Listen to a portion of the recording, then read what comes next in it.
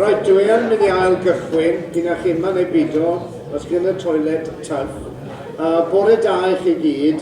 Pan mae fy nhw wedi fi fod yn rhan o hyn, o'n i'n gwerthfawrogi yn fawr iawn, oherwydd mae e'n gyfle i drafod beth sydd yn digwydd i'r tirlun, beth sydd yn digwydd yn y gorffennol, a beth sydd efallai yn mynd i ddigwydd, oherwydd os dim un o'n i'n gwybod beth sy'n mynd i ddigwydd, oherwydd bydd effaith Brexit yn mynd i fod arno ni, a mae Nick yma mewn treol ymladd Brexit fel mae fe ar hyn o bryd, ond mae wlad ar ei chyfanrwydd ddim yn siŵr beth sy'n mynd i ddigwydd, ond mae wedi cael effaith ar ffordd dyn ni wedi newid y ffordd dyn ni ffermio dros y ganrif diwetha, oherwydd ymyrraeth Llywodraeth yn Nghymru ar draws Prydain ac yn Ewrop hefyd. Felly mae yna bethau mynd i newid.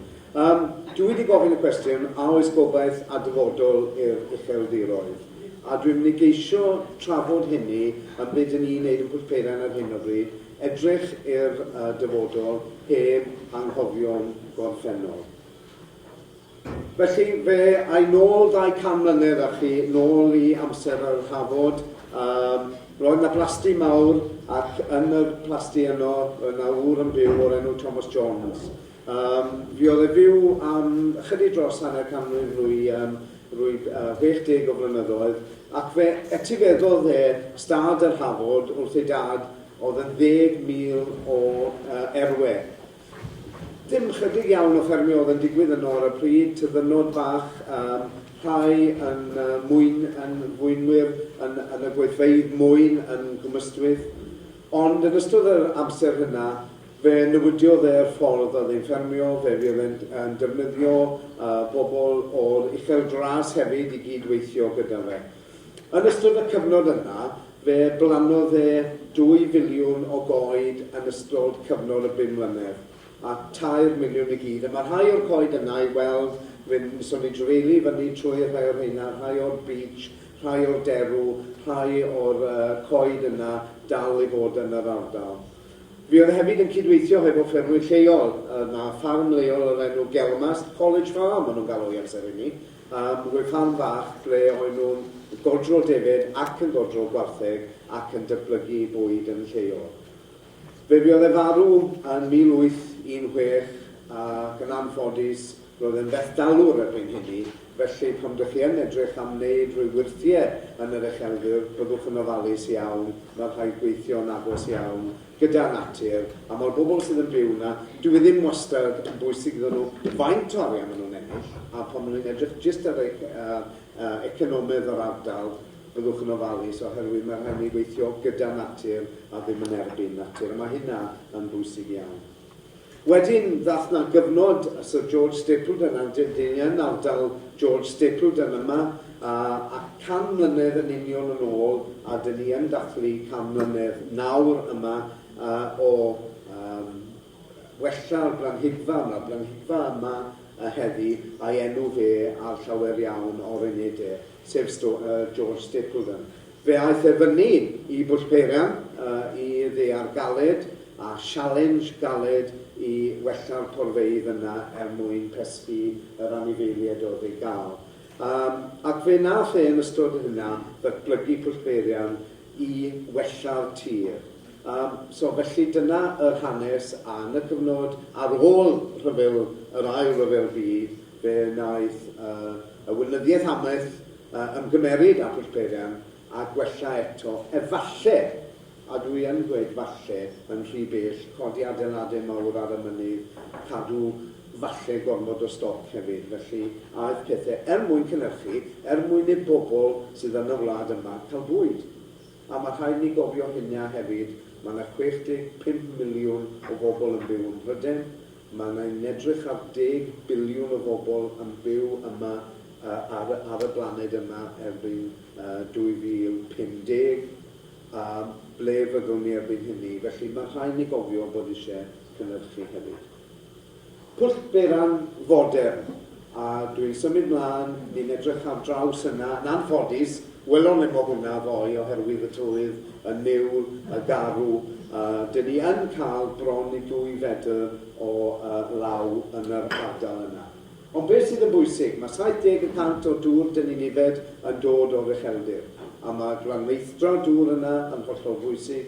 Mae twristiaeth a difyrwch yn bwysig fel siaradwyr yn gynt am bobl yn cerdded ac yn seiclo ar draws bioamrywiaeth yn hollol bwysig i'r ardaloedd gwledig yna.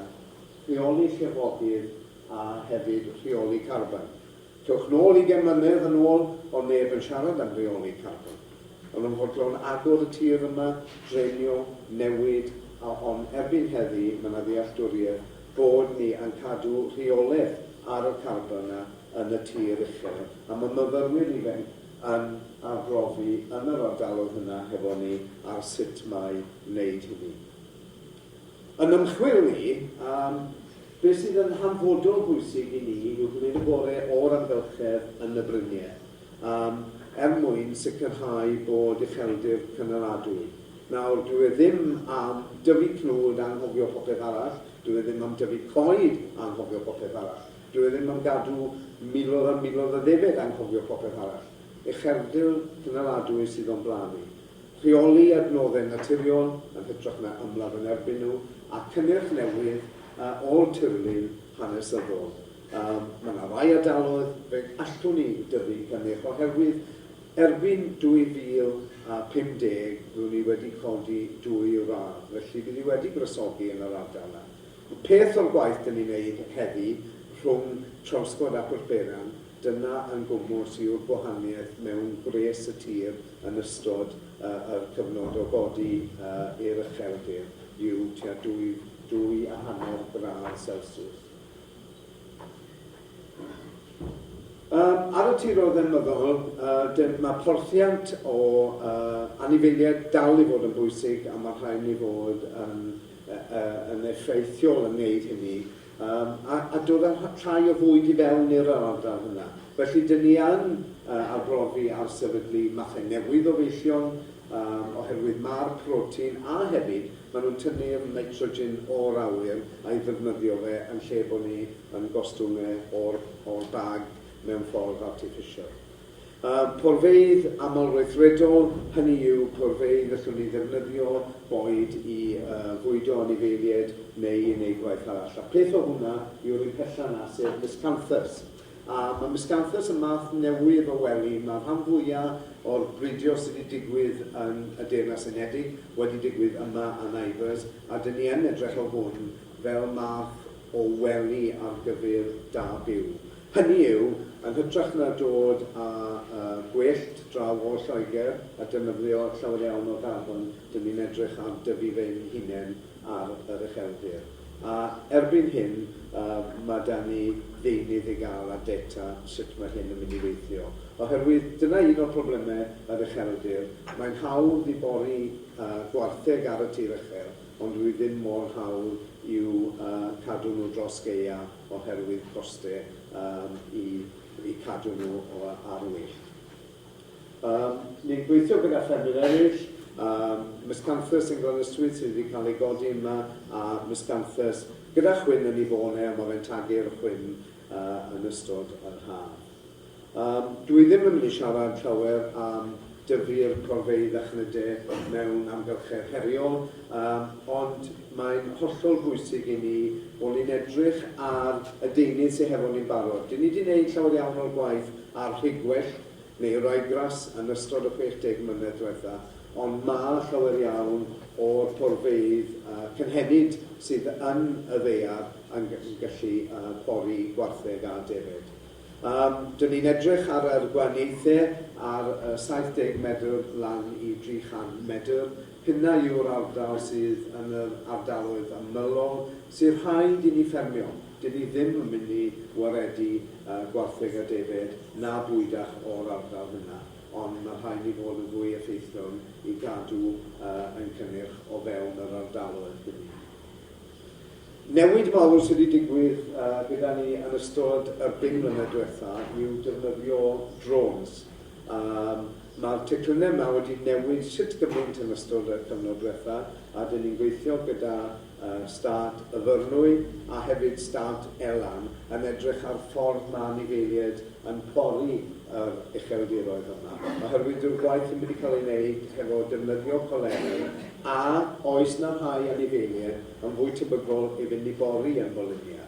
Os mae molynia, i'r rhai ohonoch sy'n gwneud gwell y bwra, os dim yn gyffred o pwy mor mael mae hwnnw o rhan bioamrywiaeth, pwy mor wael y mae e o rhan ddim byd ond y White Desert of Wales. A mae e'n hanfodol bwysig a bod ni'n rheoli hyn oherwydd dwi ddim yn ei lles ar gyfer unrhyw fath o bioamrywiaeth arall. Felly, mae'r drôn yn darllen y tagiau yma sydd yn wyrdd mewn Christi David, a mae lle gweud yn gwmws ble maen nhw wedi bod yn pori, oherwydd yn y cyfyninoedd yma, mae David yn rheoli hunain ble maen nhw am bori. A felly mae David Cynefin yn hollol wahanol i David sydd o dan ffens lawr gwlad. Ond os gallwn ni gael dafad sydd yn deall bod hi am fita molynia neu rhai o'r peth eraill, yna mae'n ffordd o arbrofi ar hyn. Os ydych chi'n gweld y llun yma, mae hwn yn ddarn o dir sydd yn 250 hectar o dir fyny yn ardal Elan Valley, ac yn ei gornel bach mae yna dair dafad, mae fyddwch chi trwy dydd yn ceisio cael gafel yn hynna i ddechrau, ond dim hwn wrth fynd nôl ymlaen. Dyn ni cydweithio yn fyrnwy hefyd hefo RSPB ar hyn, mwyn cael gwell dealltwriaeth o ffordd dyn ni'n mynd i bori'r ucheldir. Cos un o'r problemau mwyaf sydd, ers bod ni wedi gostwng y stoc ar y ddaear yma yw bod ni wedi cilhau yr ardaloedd sydd yn agored bellach i ddefed bori. Felly trwy wneud gwyddoniaeth i weithio drosto ni, mae'n haws i ni gael gwyddoniaeth i roi atebion i'r bobl sydd eisiau atebion. Mae yna blotiau tymor hir, mae rhain wedi bod fewn ers 1994, dan sawl rheolaeth. Dyn ni wedi cael gwyddonwyr yn ymweld o Wyreniaeth Czech, Sbaen a Hwngari. Mae yna prosiectau myfyrwyr yn edrych a beth sydd yn y pridd. Mae'r pridd yn hollol bwysig, yn fwy a fwy pwysig trwy'r amser, sut dyn ni'n gyfalu am y pridd yn yr ardaloedd. Mae'r ardal yma tua 12 troedfedd uwch y môr, a mae yna 25 mlynedd o ddata i gael fyna, a faint o bioamrywiaeth, faint o bryfyd genfer sydd yn y ddaear, a hefyd dyn ni yn gweithio gyda computer science a hefyd gyda daearyddiaeth yn gwneud gwaith ar yr ardaloedd. Felly mae rhaid i chi edrych ar wyddoniaeth yn yr ucheldir dros dymor hir. Cynnyrch newydd, dyn ni'n tyfu rwy 15 cyfer neu 4 hectar o daffodils ar gyfer triniaeth i Alzheimer's. Dyn ni wedi gwneud hyn yn llwyddiannus iawn, a chi dal yn gallu pori'r tir, felly dyn ni yn gallu clocio dau beth. Ond y broblem sydd ar hyn o bryd yw a wedi ddigon pur i ddefnyddio ar gyfer Alzheimer's, a mae hynny'n cael ei wneud gyda beacon yma a hefyd gyda bobl tu allan. Ond o'r rhan cyniafu'r cynnyrch a'r dir uchel, mae'n ffordd ymlaen. Dyn ni'n edrych ar bioegni, dyn ni'n edrych hefyd ar lystyfiant sydd yn tyfu yn yr ucheldir, a allwn ni ddefnyddio'r molynia yma gwerth arall, os dwi'n gwerth i bori, ond mae yna rhai o'r ffermwyr tir uchel yn ei dorri fe ar hyn. Cnydau codi gwerth, cnydau sydd yn gynaladwyol dros gyfnod hir, a dyn ni yn gwneud peth gwaith ar hynny. Peth o'r gwaith arall dyn ni wedi bod yn gwneud yn ddiweddar yw darganfod rhinweddau mwsog, sfagnwm a'r dir uchel. Mae'n dal dŵr ofnadw, sy'n chi'n gwasgu hwnnw allan, mae'n dal, ond mae'n mogi popeth sydd o dan o fe. Felly mae'n le iddo fe, a dyna beth ni eisiau edrych yw blanced yr ucheldir bod yna ddim un math. Dyn ni wedi gwneud gwaith hefyd ar ddichanoldeb o weithio ar dir coedwigon yn yr ucheldir oherwydd fydd na fwy o blannu yn yr ucheldir, ond mae rhaid i wneud hyn mewn ffordd gallach na be nisan nhw 20 mlynedd yn ôl yn plannu darnau mawr o dir a anghofio am y gymuned sy'n byw nhw.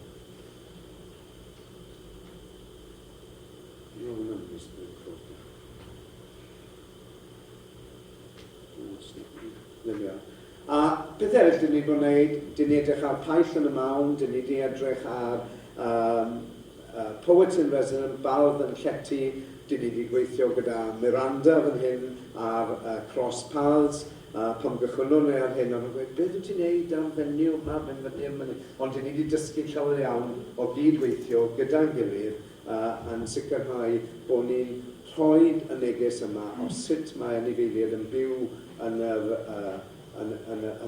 diwylliant yma, a'r diwylliant oedd yn dod gyda'r peth, yr canu, yr ymadrodd a hefyd yn datblygu arlunwyr eraill. Mae yna lyfrau wedi cael ei sgwennu ar hanes, a datblygiad, a methyddiaeth, a hefyd dyn ni'n edrych ar paill mewn mawn, sef dyn ni'n lle edrych nôl a beth oedd yn tyfu 2, 3 a 4,000 o flynyddoedd yn ôl. Felly, dyna pwlperian yn fyr, oherwydd mae eisiau fi symud lan. Mae yna ffridd fawr hefo ni, a dyn ni'n edrych ar hwn, sut gallwn ni wneud gwell defnydd o hwn. O'r rhan gwerth amethyddol yn mynd yn llai a llai o werth, mae'r coediroedd o amgylch hefyd o werth isel, ond mae'n ased sydd yn genedlaethol o werth mawr i ni, ac efallai byddwn ni'n plannu rhai ardaloedd, byddwn ni'n edrych hefyd ar yr adnodd yma o rhan dal y dŵr a hefyd ar gwerth y dŵr. Dyn ni'n cydweithio'n agos iawn gyda mynyddoedd y Cambria yma, am y Ieian, wedi siarad am hynny, meistr yma sydd wedi lleoli hefo ni fyny yn Pwllherian, a mae'r ardal o'r gogledd o ardal Eryri, reit nawr bron i Gyfyrddin sydd yn ardal yng Nghanolbarth Cymru, a fe gyson ni'n drafodaeth yna fwy ar sut dyn ni'n mynd i edrych ar y tirlun yma dros gyfnod hir, a sicrhau bod yma am genedlaethau ar ein hôl ni. Dyn ni yn gweithio'n agos iawn, a mae yna sawl darn o waith yn cael ei wneud fel y bwyd sydd yn cael ei gynhyrchu yn yr ardal, twristiaeth o fewn yr ardal yma, a mae yna becynnu gwaith yn digwydd ar hyn o bryd. Felly, dwi'n mynd i orffen nawr. Beth yw dyfodol yr ucheldir? Wel, i fi, peidio anghofio'n gorffennol. Mae hynny yn draddodiadol mor bwysig. Allwn ni olchi popeth allan, allwn ni dwlu'r babi allan gyda'r dŵr, ond peidiwch anghofio mae yna genedlaethau wedi bod yn rheoli'r ardal. Peidio troi cefnau ar y gymdeithas sy'n byw ynddi. Mae rheini yw'r peth mwyaf pwysig i gyd. Ei dylanwad nhw dros 2,000 o flynyddau trwy'r mynachod a reit trwyddo'r bobl sy'n byw yna nawr. Mae'n hollol bwysig bod ni yn siarad â nhw ar unrhyw beth yn ni'n mynd i geisio newid. Defnyddio defyd a fforwyr eraill, a dyn ni yn mynd i edrych ar gwynacos hefyd fel anifel sydd yn gallu cael ei ddefnyddio yn y tir uchel yma mwyn pori'r cynefinoedd yna, mwyn datblygu eto y bioamrywiaeth yn yr ardaloedd. A ceisio datblygu a thyfu gwahanol blanhigion a mathau newydd o gnwd oherwydd allwn ni ddim sefyll yn yr un man, a defnyddio gwyddoniaeth i gynnig atebion synhwyrol. Oherwydd weithiau, dyn ni yn cael atebion wleidyddol, ond dyn nhw ddim wedi defnyddio gwyddoniaeth. Felly dyna'r cwestiwn, beth yw dyfodol yr ucheldir? Chi eisiau gweud chydig eiriau? Diolch yn fawr.